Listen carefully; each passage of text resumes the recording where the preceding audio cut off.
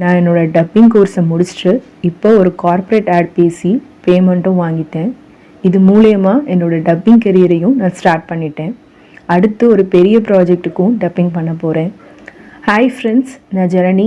இந்த வீடியோ மூலயமா ஒரு குட் நியூஸ் ஷேர் பண்ணிக்க போகிறேன்.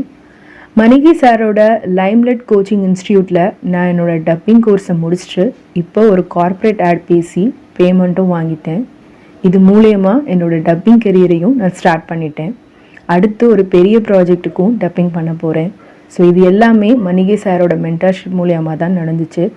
So thank you so much sir for your guidance and support.